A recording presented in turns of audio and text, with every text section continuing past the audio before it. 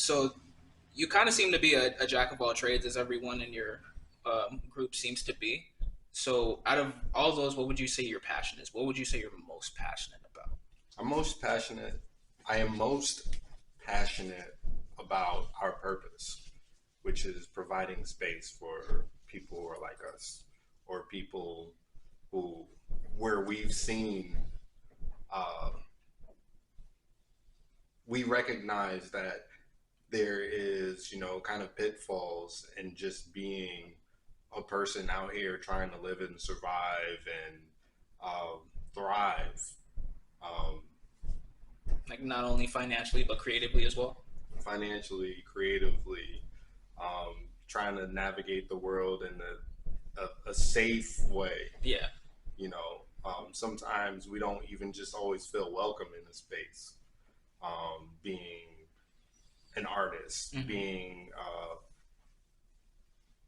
a person who isn't easily defined by the constructs of whatever society we're living in. Right. Being a young black person, um, to be able to make those spaces for us and for people who look, sound, and do the things that we do um, through different things, through DJing, through events, through filmmaking and photography, through our social media presence.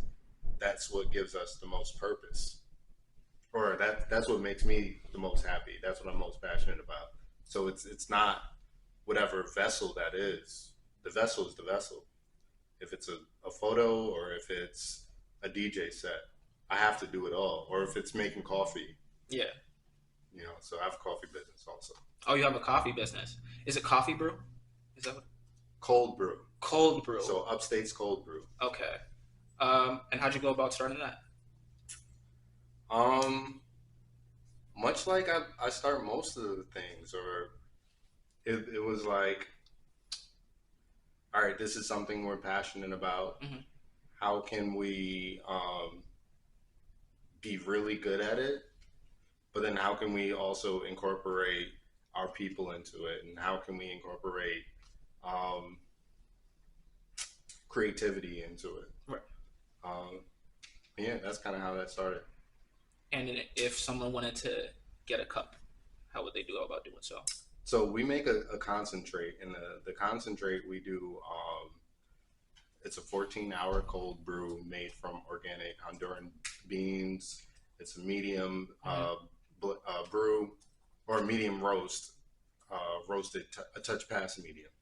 So, and the way to get it is to go on our website or go on our Instagram, or we're at the Troy Farmers Market right in front of you at 15th Street, Troy. And what is that website? UpstatesColdBrew.com. Okay. Little promotion. Little promo. Okay. How about out of all the events that you guys have planned, which one has been your favorite and why? To the showcases, the music showcases that we've been having have been really incredible. Jonesy has been doing a great job at those.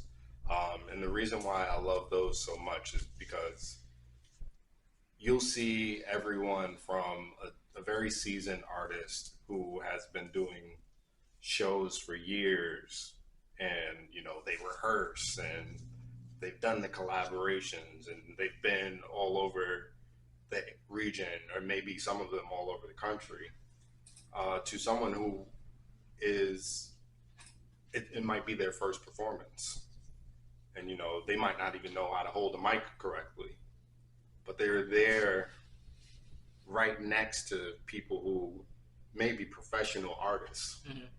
and they have the chance to converse together. And it's like such a non-judgmental space that is being built right across the street, and it aligns perfectly with almost everything that we're doing. There's like this mentorship piece, but then there's also this piece of that you can learn something from everyone that you come into contact with. That's very true. Yeah. That's very true.